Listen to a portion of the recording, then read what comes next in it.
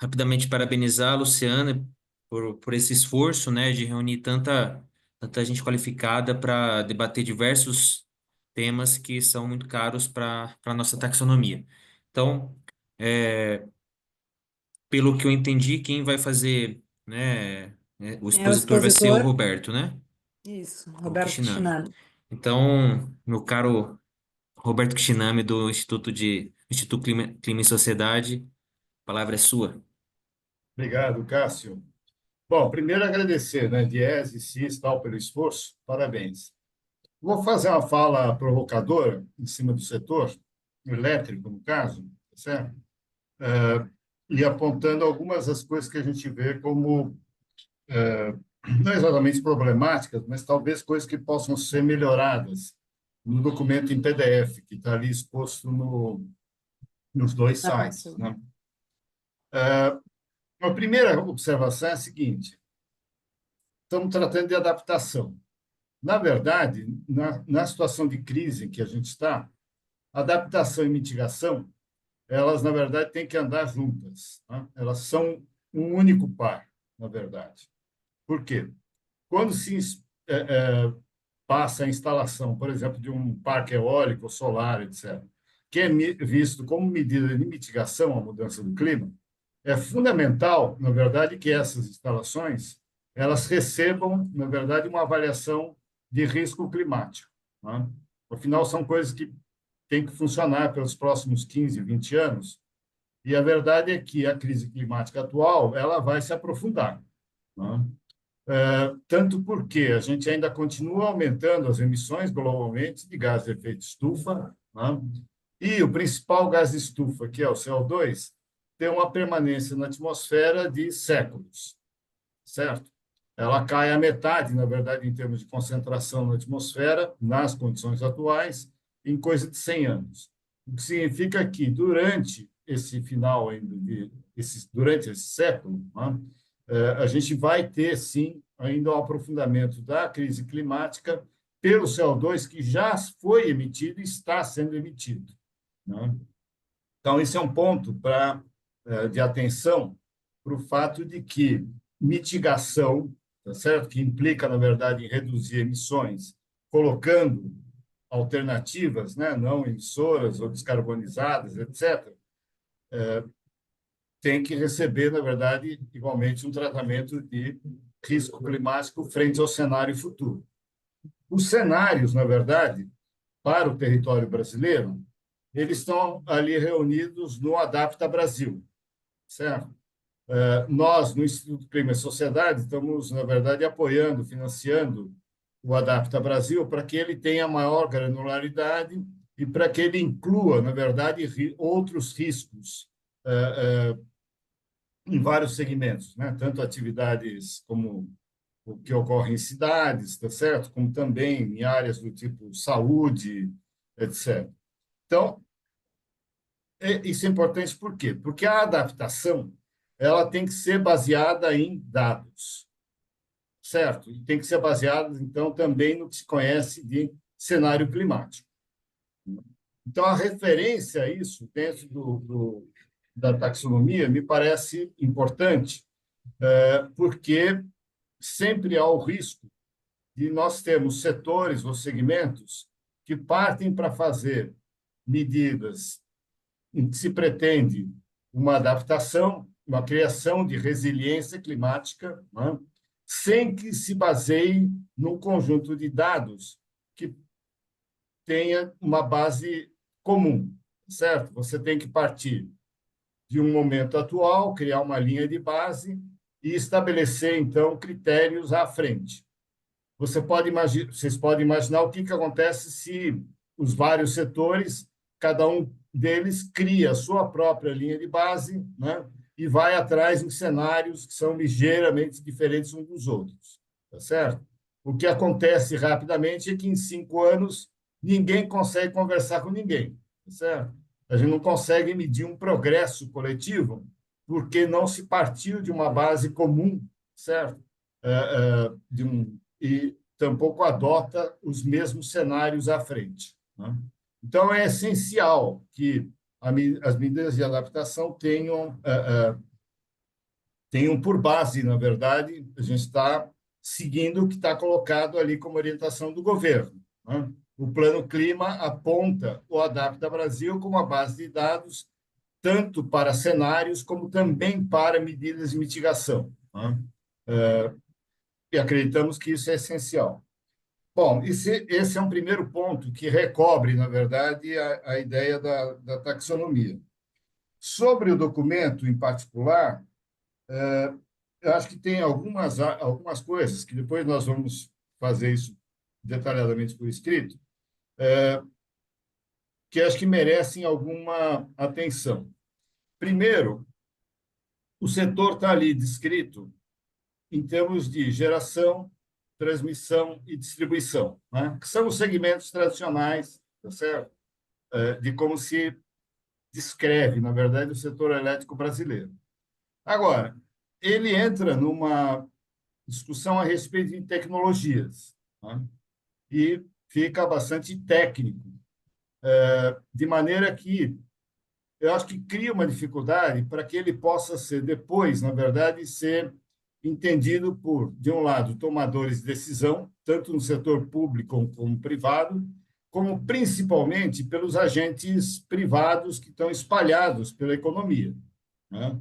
Porque se você faz, digamos, uma descrição do que é a taxonomia a partir de dados ou de uma linguagem demasiadamente técnica, você, na verdade, reproduz o que o setor mesmo elétrico faz, que é criar uma barreira, na verdade, para, né, que o tema seja de ampla discussão, né?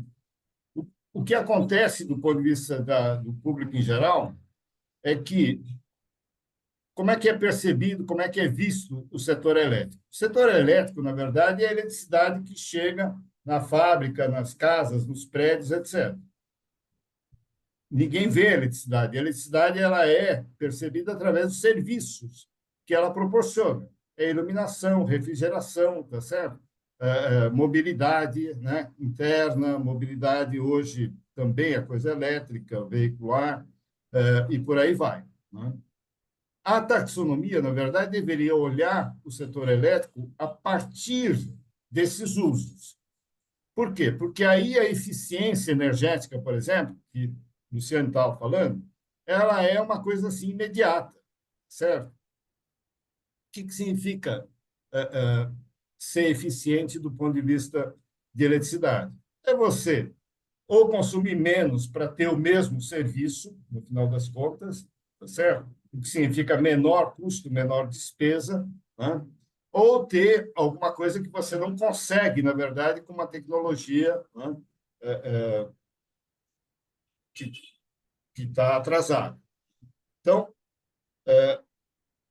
a maneira, ao meu ver, de falar da taxonomia seria dar uma mudada ali na descrição, na apresentação, partindo, tá certo, do que são os serviços para as pessoas. Não significa, claro, que não tenha que ter critérios de sustentabilidade para geração e para transmissão. Tem que ter. Agora, novamente, os impactos que essas tecnologias estão gerando nas comunidades, tá certo? A coisa que, por exemplo, o INESC, né, Cássio, estudou bastante ali quais são os impactos de eólicas e agora solares sobre as comunidades, é algo que tem que entrar, tem que valer, tá certo? Para a elaboração da taxonomia, né? Ainda na taxonomia ali relativa a instalações solares, eu vejo que há um erro, na verdade, de formulação, porque ela coloca, por exemplo, que teria que ser em áreas prioritariamente ou somente em áreas que que não sejam produtivas, tá certo? Do ponto de vista de produção de alimentos ou outros insumos. É um erro, porque, na verdade, o que tem que ser feito é, né, a energia solar fotovoltaica, ela tem que gerar simultaneamente, ao mesmo tempo, certo? Energia elétrica e a produção de alimentos, tá certo? E insumos. Como é que se faz isso? Já tem técnicas, já tem maneiras, na verdade, testadas ali na Índia, na China, parte da Europa, que é o agrivoltaico. tá certo? Tem exemplo disso. E se aplica não só em pequena escala para comunidades, tá certo? Mas ela pode perfeitamente funcionar também em grandes áreas. Nas centenas de hectares que vão ser cobertos com painéis solares, tá certo? Tem que haver uma diretriz colocando, fala, bom, esses parques solares que estão ocupando centenas de hectares na Caatinga, no caso, que é o semiárido, tá certo? Elas têm que servir, na verdade, a produção também de alimentos, tem que servir a geração de emprego, renda, tá certo? Prosperidade, nos lugares em que ela vai ser instalada, né? Com os arranjos adequados, tá certo? Em que as comunidades vão ganhar, as pessoas, os proprietários de áreas vão ganhar, tanto quanto as empresas geradoras de energia, certo? Eu acho que tem coisas aí para serem aperfeiçoadas, né?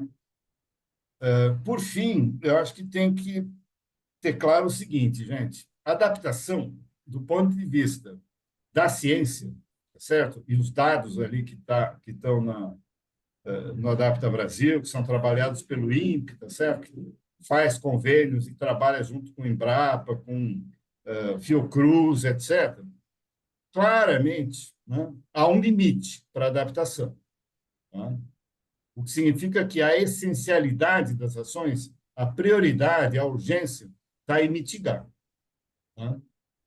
Se a gente não conseguir segurar o aumento da temperatura, vai chegar um ponto em que não há adaptação possível em muitas áreas do Brasil, né? Isso é muito impactante, porque nós estamos falando de gente, tá certo? Que está ali sofrendo já, né, hoje, nas condições atuais, tá certo? Uma série de carências e injustiças, né? Eu acho que, em cima da fala, inclusive, da companheira da ANCAT, eu acho que a gente tem que reforçar, né, que a economia brasileira só é sustentável se todo o trabalho tiver um tratamento digno, né? Enquanto os catadores estiverem na condição em que a gente assiste diariamente hoje, tá certo? Não há sustentabilidade para essa economia, né? Eu acho que isso tem que. E o indicador simples, na verdade, de como é que é a economia de qualquer lugar, de qualquer país, é ver quais são as condições com que os catadores estão trabalhando, né? Com as condições com que eles estão vivendo, porque é um trabalho e é parte da economia, tá certo? Então, eu acho que, em termos de provocação inicial, vou parar por aqui, porque eu sei que tem muita gente aqui capaz de fazer outros comentários importantes. Obrigado. Legal, legal, Shinami. Sempre muito bom e importante ouvir suas reflexões, né? Especialmente nesse tema de adaptação, né, da energia elétrica, sobretudo em regiões que estão sendo mais afetadas pelas mudanças do clima. E aqui a gente pode citar o semiárido, né? Seja a adaptação do mundo do trabalho, por exemplo, como você cita, ou até mesmo a permanência no campo. E também nas cidades. E já puxando isso, se eu não me engano, o Luciane agora é o Eduardo, não? Ou é o Ministério? O Sérgio primeiro, Sérgio. de acordo Então, com o script, é o Sérgio primeiro. legal. Então tá bom. Então eu passo a bola por 5 minutos, né? Ao Sérgio.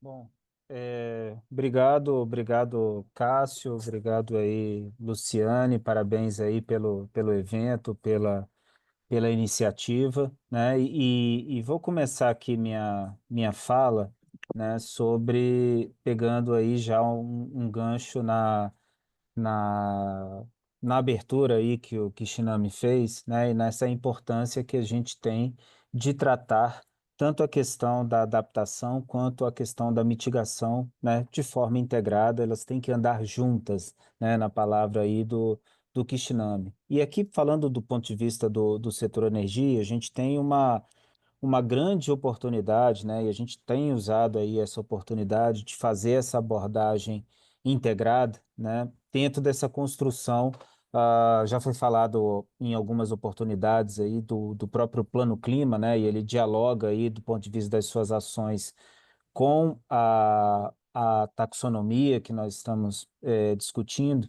E no âmbito do Plano Clima, né? Nós temos construção em desenvolvimento, tanto de uma estratégia de adaptação com os respectivos planos setoriais, e aí no caso da adaptação nós temos 16 planos setoriais em andamento, e no caso da estratégia de mitigação, nós temos 7 planos setoriais em andamento. E energia é um dos setores que tem tanto a responsabilidade de conduzir um plano de adaptação quanto um plano de mitigação e, obviamente, fazer esse olhar e fazer essa ponte entre essas duas abordagens, né? Então, no que se refere à adaptação, né, boa parte aí das ameaças e dos riscos climáticos aqui que já foram abordados, né? E a gente pode falar tanto da questão da disponibilidade hídrica, quanto da questão do aumento da temperatura, quanto da questão das ondas de calor também que já foram citadas, todas elas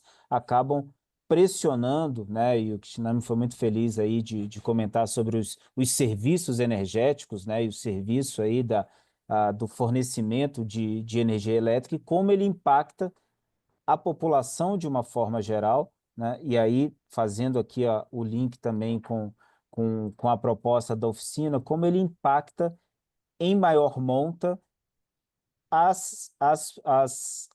parcela da população mais vulnerável, né? Então, essa preocupação, né, tá sendo levada, a gente tem ações específicas para tratar tanto aqueles que ainda não têm acesso, né, quanto a lidar também, né, uma vez que nós temos aí os efeitos da mudança do clima e esses riscos climáticos, como lidar também, muitas vezes, as medidas, né, pensadas do ponto de vista da adaptação, ou até mesmo do ponto de vista da mitigação, nem sempre, né, elas chegam ali a essa parcela que tem, ou que não tem acesso, ou que tem menos acesso, e acaba muitas vezes ela é uma parcela da população que fica duplamente penalizada, né? Então tem todo aí um trabalho nesse sentido, né, de que as ações deem conta, né, de lidar com essa questão da segurança energética, mas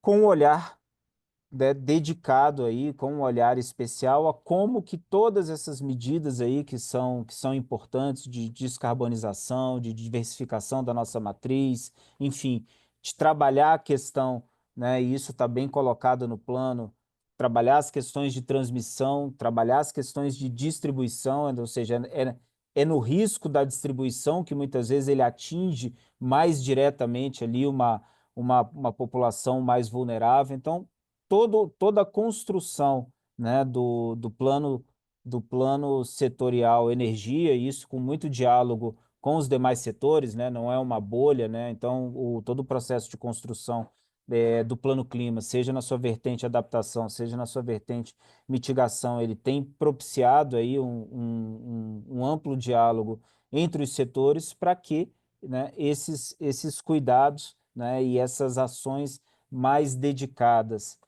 a, aos grupos sociais vulnerabilizados, né,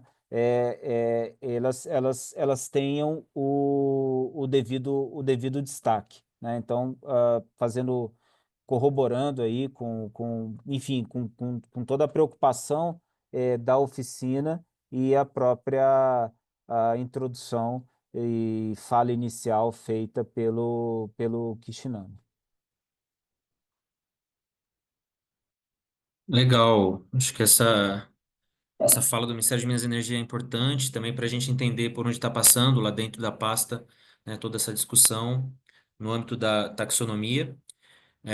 Então, aproveito para chamar o Eduardo da Revolução Solar, né, para trazer essa experiência mais concreta que eles têm feito, né, olhando sobretudo, como o Kishinami trouxe, os segmentos, né, das atividades do setor elétrico entre geração, transmissão e distribuição, e onde o Sérgio também mostrou, onde a população mais sente a necessidade de adaptação, por exemplo, nas grandes cidades, quando aqui em São Paulo, né, ano após ano, a gente vê a necessidade de adaptação do sistema de distribuição, a Revolução Solar pode trazer tem feito um trabalho muito importante, sobretudo nas cidades, para, né, o acesso à energia físico e contínuo, e talvez possa ser um instrumento que a gente possa gerar uma classificação ainda mais contundente dentro da taxonomia. Então, meu colega aí desses últimos anos, o Eduardo, a bola está com você. Obrigado, Cássio. Então, de novo, parabenizar vocês do INESC, o pessoal do DIES e do CIS também, e agora especialmente aqui, Ix, Kishinami, Sérgio aí, do MME.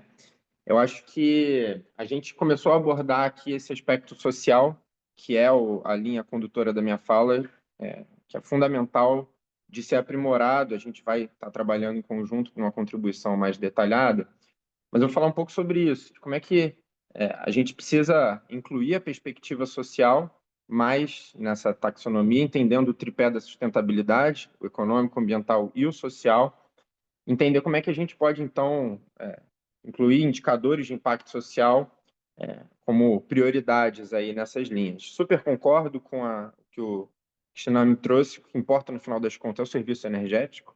Energia é um bem fundamental, essencial para a nossa sociedade, economia, e o que importa, então, na prática é como é que ele impacta a qualidade de vida das pessoas, no final das contas. E aí, nesse sentido, um conceito que é muito usado por nós que estamos no setor é o da pobreza energética. A pobreza energética ela tem algumas dimensões. Recentemente, a EPE está fazendo um estudo fantástico, inclusive, dos degraus de acesso à energia. E eu acho que esse trabalho que a EPE vai lançar daqui a pouco, se já não lançou, do Observatório da Pobreza Energética, com indicadores de impacto social, eu acho que é fundamental de ser integrado de alguma forma. Eu acho que o Eduardo Eduardo, você ficou ficou mudo aí. mudo. Apertei um botão aqui sem querer, desculpa. Mas eu estava falando que a primeira camada que vem logo à cabeça das pessoas quando a gente fala de acesso à energia elétrica é o acesso físico à rede elétrica, que é uma grande questão na África, na Ásia principalmente, mais de 700 milhões de pessoas não têm acesso físico. No Brasil, mais de 99% já tem, mas uma pesquisa recente do IEMA mostra que ainda tem mais de 1 milhão de pessoas na região amazônica sem acesso físico. Então, essa, na minha visão, deve ser uma prioridade central. Como é que a gente pode priorizar atividades econômicas que endereçam a pobreza energética, tanto nesse aspecto, primeiro, quanto também em degraus, como a EPE aponta ali no seu estudo, avançados para se prover uma cesta de serviços energéticos decentes e a preços acessíveis para a população e um fornecimento de energia com qualidade, né? Então, acho que essa abordagem da demanda de energia elétrica na ponta pela população de baixa renda, entendendo esse acesso à energia elétrica como um dos fatores primordiais para o índice de desenvolvimento humano, para a qualidade de vida, é algo que ainda falta na taxonomia, e especialmente no momento, estou falando aqui do Rio de Janeiro, no verão do Rio de Janeiro, passou de 40 graus hoje. Hoje, inclusive, a gente teve um evento tristíssimo aqui no Rio de Janeiro, não sei quem acompanhou, um incêndio na fábrica de fantasias aqui no Carnaval do Rio de Janeiro. Felizmente não tiveram mortes, mas mostra ali como que os eventos climáticos impactam principalmente as pessoas mais vulneráveis, que eram quem estava ali trabalhando 24 horas por dia para chegar ao carnaval, enquanto que poucos ganham com isso. Então, isso mostra quem a gente precisa olhar aqui. E quando a gente fala de ondas de calor, especialmente tema de adaptação, tem diversas soluções que podem ser dadas, mas o preço da energia é uma das principais, na minha visão, assuntos a serem endereçados. Hoje, a gente vive uma situação em termos de pobreza energética, que pesquisa também, recomendada pelo Instituto Polis, mostra que 46% dos brasileiros dizem gastar mais do que a metade do seu orçamento familiar em despesas energéticas, enquanto a linha de pobreza energética é você gastar até 10%. Então, estão numa situação de pobreza energética gravíssima, e aí, num calor desse, não conseguem ligar o ar-condicionado ou um ventilador, acabam tendo que recorrer, em alguns casos, ao famoso gato. Ninguém quer estar nessa situação. Então, o preço de energia na ponta, a qualidade do fornecimento é fundamental para que essas pessoas consigam se adaptar à nova realidade. E sem falar dos apagões também, quando a gente fala em qualidade da rede, que são muito mais frequentes nessas regiões. Então, acho que esse é um primeiro ponto que eu queria trazer. A importância da gente incorporar indicadores de impacto social, falando de custo na ponta, qualidade. A gente tem feito um trabalho para medir o impacto, o retorno social do impacto de projetos de energia solar, o chamado SROI também, o Social Return on Investment, é algo que pode ser considerado nesse cálculo aí. Se as atividades econômicas são direcionadas para clientes de baixa renda, quanto mais elas geram emprego também, empregos dignos, acho que são fatores que precisam ser considerados nessa taxonomia para que ela seja sustentável de forma holística, tá? Então, só para além disso, 3 comentários muito pontuais agora, em relação a passagens específicas do documento. Acho que o Kishinami foi muito feliz em comentar a questão das áreas produtivas ou não produtivas e da importância do que às vezes se chama de agrovoltaico ou agri-PV, e que, se não me engano, correlaciona-se com um conceito que foi trazido ali no início do documento da taxonomia também, que é a interoperabilidade. Acho que a energia, por estar na base de muitos outros setores da economia, ela oferece uma oportunidade de interseções, de sinergias muito importante. Essa é uma delas. Inclusive, tem sistemas de agri-PV, como a gente está mostrando esse ano, inclusive para você aumentar a produtividade da produção de mudas, que podem ser, inclusive, usadas para reflorestamento, restauração, para segurança alimentar, como foi falado aqui também. Pode se relacionar aos sistemas de geração distribuída de energia, às cooperativas e associações de catadores também, para reduzir o seu custo de energia elétrica, climatizar esses espaços para que eles se adaptem também. Então, esse eu acho que é um ponto muito importante. E quando a gente fala de economia circular, no D3 ali da energia solar, eu senti falta da reutilização dos módulos também. Por exemplo, aqui eu tenho um exemplo que a gente faz aqui na Revolução Solar de reutilização dos módulos com artistas, mas criando mobiliário também, mas também consertando esses módulos para direcionar para a comunidade de baixa renda, que a gente sabe tem cemitérios grandes de módulos fotovoltaicos perto de grandes usinas, que às vezes podem ser consertados e direcionados para populações que precisam. Então, em relação a isso, a proposta também é de ver como é que se pode priorizar o que a gente chama de geração distribuída de interesse social também, dentro do que se fala de solar ali, que é essa geração distribuída direcionada para a população de baixa renda. Está em discussão também a valoração do crédito de energia injetado na rede da geração distribuída. A gente defende que haja um incentivo específico para a baixa renda que usa a geração distribuída. A gente entende que essa energia não deve ter o mesmo valor do que um milionário instalando um sistema de geração distribuída. Então, isso é algo que não existe hoje no Brasil ainda, essa valoração diferente. Está aí talvez uma oportunidade na taxonomia.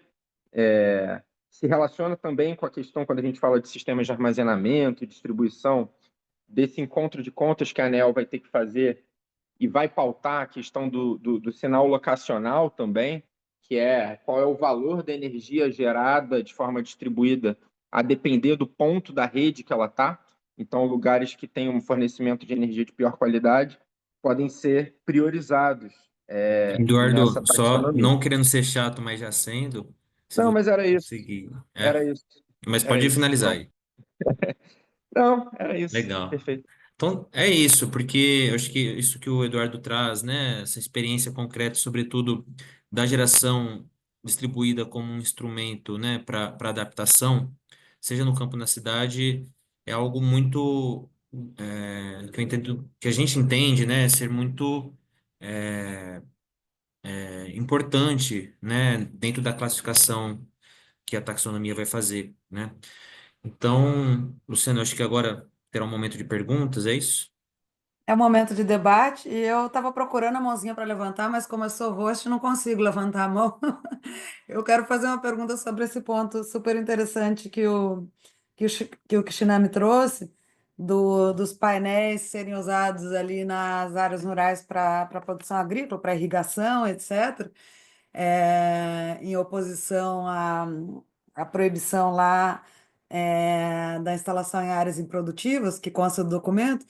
Eu fiquei me perguntando se, eu não me lembro o nome técnico, mas vocês que são da área devem saber, se, na verdade, o que está sendo pensado na proibição da taxonomia não seriam apenas as usinas. O painel em si pode ser instalado em qualquer propriedade, qualquer imóvel urbano ou rural, porque para produção local de energia, para aquele estabelecimento. Se o que está sendo previsto ali não é a proibição apenas das usinas, né? Das grandes usinas que depois a produção de energia em larga escala que vai ser encaminhada para transmissão e distribuição. Então, essa é a minha dúvida. Talvez alguém saiba, alguém de vocês, talvez Boa pergunta, Luciano. Mas mesmo assim, se for essa a intenção, está errado. Por Porque, quê? primeiro, a geração distribuída ela vai está acontecendo, na verdade, de maneira, inclusive, muito maior do que se previa, né? E é empurrada, na verdade, pelo fato de que o preço dos painéis caiu ao longo dos últimos anos e hoje você entra em qualquer site de compra e tem, inclusive, painel solar sendo vendido, né, e entregue, tá certo? Por um Mercado Livre, ou coisa do tipo. Então, Uhum, essa é a geração distribuída. No caso uhum, da geração chamada em utility scale, quer dizer, são coisas uhum, grandes, tá certo? Aí é que não faz mesmo sentido você dizer só vai ficar em áreas, tá certo? Que não são produtivas, tá? Por quê? Quando você tem o painel rente ao chão, né, essa é a pior maneira de você fazer um parque solar. Por quê? Porque você vai, mesmo no caso da caatinga, você vai desmatar, vai tirar a vegetação, né? E depois coloca o painel, você fica aplicando, na verdade, glifosato para não crescer nem capim, tá certo? Então você vai gradativamente envenenando o solo e vai deixando aquilo, tá certo? Totalmente árido, né? uhum, Você, com isso, na verdade, você retira as pessoas que estão naquela região, né? uhum, Porque ou você hoje as empresas estão, inclusive, comprando as áreas, o que eu acho um erro, certo? Completo, porque primeiro porque a empresa assume uma coisa, tem um ativo, na verdade, que não é, né, produtivo para ela. É o melhor, na verdade, se ela faz um contrato com quem está naquela região, pode ser um assentamento, tá certo? Pode ser uma comunidade quilombola, até eventualmente a comunidade indígena, tá? O que acontece? Você vai ter que instalar postes, tá certo? Para colocar os painéis acima do nível do chão. Qual é a coisa que impacta a geração? Nada, certo? Tanto faz se o painel está no nível do chão ou está a 3 metros de altura, o rendimento dele é absolutamente o mesmo. Qual é a vantagem? A vantagem é que com isso você cria uma área sombreada. Não vai ficar uhum, escura, naturalmente, mas está sombreada. Para isso, na verdade, com isso você aumenta as possibilidades de produção de proteína, certo? Porque horticultura também, né? também, tá certo? Pode usar uma parte da energia, isso é, aliás, uma das experiências indianas, usa uma parte da energia para trazer água para aquele lugar, tá certo? Uhum, E aí você tem, então, uma produtividade muito maior, tá? Qual é a diferença? A diferença é que no primeiro modelo, em que a empresa vai e compra a área, tá certo? Ela tira as pessoas, né? Como ela faz isso em grande escala, e vários empreendimentos fazem isso na mesma região, o que vai acontecer? Você cria uma área que não tem gente, tá certo? O que vai acontecer ao longo do tempo? Vai criar problema, inclusive, de segurança, porque você vai ter que colocar guarda armado para ficar guardando ali painel no chão, certo? O que é sim. absolutamente ridículo, né? O melhor, na verdade, é você ter as pessoas produzindo, tá certo? Criando riqueza, ganhando dinheiro, tá certo? Pelo fato de que veio o painel, fez sombra, tá certo? E quem é que vai pagar pelo investimento nos postes? Eu acho que tem soluções. A própria comunidade pode formar uma cooperativa, tá certo? Vai lá, pega um Paga só os empréstimo postes e não os painéis, né? Que nos fazem sombra. painéis, tá certo? amarra, inclusive, o aluguel da área acima dos postes, tá certo? Com o pagamento dos painéis, para quem for financiar, se é um PNB ou BNDES, ou mesmo banco privado, tá certo? Porque vai ter receita segura para isso, tá certo? Então, eu acho que é uma oportunidade que está sendo simplesmente deixada de lado, Nós porque vamos incorporar, nós, enquanto CIS, vamos incorporar essa tua ideia na nossa manifestação. perfeito, tá? A Karine, que Mas fez a pesquisa aí sobre sistemas agrovoltaicos, faz parte da nossa equipe de técnica de taxonomia, inclusive. ótimo. Então, nós vamos incorporar, que eu não conhecia isso que você acabou de trazer. Deixa Excelente. eu falar de outra coisa que eu acho que daqui a pouco a gente vai ter que encerrar, né, É isso, esse Luciane? painel, sim. Eu queria dizer o seguinte: primeiro, o setor elétrico brasileiro, ele é um setor bem consolidado, quer dizer, ah, o fato de ter 99%, tá certo, de universalização é resultado de um esforço de mais de século, é uma coisa absolutamente importante no Brasil, tá? Agora, o que a gente tem de modelo ainda operacional e o modelo comercial é um modelo antigo.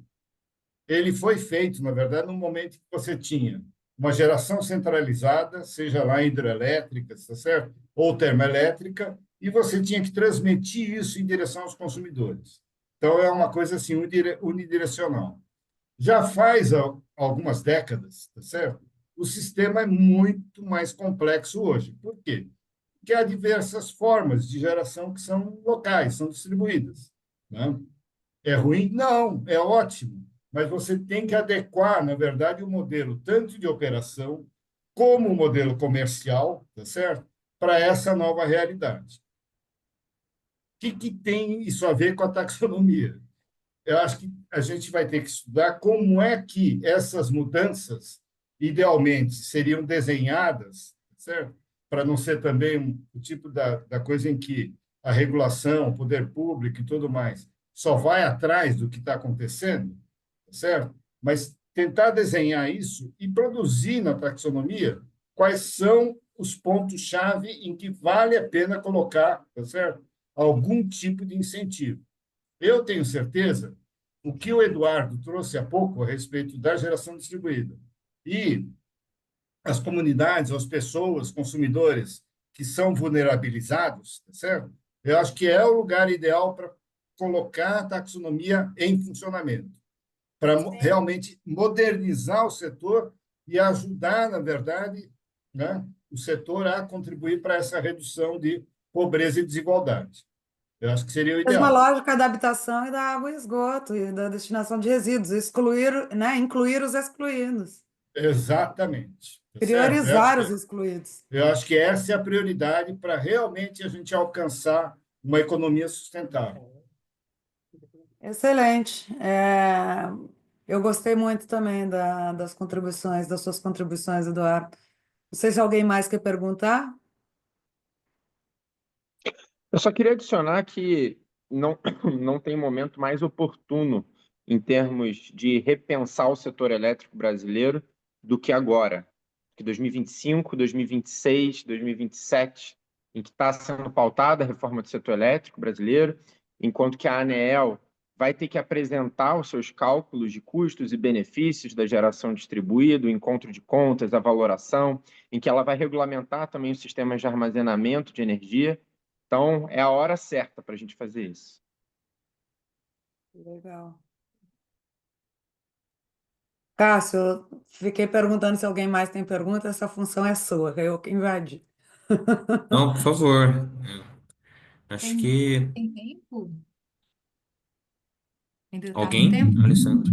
Uma pergunta, eu entendo que sim, sem atrasar Não, eu muito o queria fazer próximo uma painel. pergunta barra alerta. Gente, desculpa, tô aqui no hotel aqui em Santarém e a conexão não tá boa, mas eu queria só, aqui a Alessandra do Inesc, assim, só queria agradecer também por a super organização, super qualificados painéis. Nesse de energia, só para reforçar que na semana passada nós tivemos, Renata, Tava, Cássio, numa discussão muito específica da energia, que é a questão das salvaguardas que o Kishinami trouxe. Então, acho que lá apareceu, só para reforçar, que lá apareceu com muita força a crítica que também está aqui no caso da solar, mas aparece na eólica de uma forma bem ainda pior, que é essa questão de áreas priorizadas para a instalação do empreendimento. Lá na eólica ficou, está no documento, ficou priorizar áreas degradadas e de agricultura e evitar áreas que possam ser convertidas. Então, isso demonstra, e também aqui até eu coloquei no chat, no caso do KNAI, dê para energia solar, quando fala para priorizar o uso de terras não produtivas, que está um pouco diferente lá, mas a lógica é evitar que haja conversão, ou seja, que haja perda de vegetação natural. Então, é a lógica muito da mitigação. Então, acho que é importante alertar que nesse ponto específico, tanto para eólica quanto para solar, eu acho que a gente tem que fazer um esforço aí de como comitê consultivo, mas também das organizações e das pessoas colocarem lá no processo de consulta o quanto essa visão é equivocada. Isso depende muito, como a gente viu aqui, da forma como se implanta, da tecnologia. Então, não é exatamente a questão de ser área ou de agricultura ou área degradada, a questão é um pouco qual é a tecnologia, qual é o sistema, quem se beneficia disso e como é que você faz um processo de consulta a essas comunidades, quando forem comunidades e grupos e assentamentos, e como você garante não só salvaguardas, mas que parte desse benefício seja acessado por esses grupos e comunidades. Então, eu acho que é importante a gente fazer a conexão, desculpa aí usar o tempo, mas só com o evento da semana passada, onde ficou muito explícito o que a gente tem que fazer para melhorar essas salvaguardas e para cuidar para que esses empreendimentos não sejam implantados com essa lógica de cercamento, né, que muitas vezes acontece, e ao mesmo tempo que os agricultores familiares em áreas de assentamento onde o processo de mudança climática já está extremamente agressivo, que possam tirar benefício dessa produção de energia associada a sistemas de agroecologia, de agricultura, então de irrigação. Então, só para dizer que a conexão foi muito importante aqui desse painel com o evento da semana passada. Obrigada. Obrigada pelo relato. Bem, Luciane, eu passo para você, então, Missão poder cumprida, meu finalizar. caro. Foi É mais isso uma aí. discussão interessante. Espero que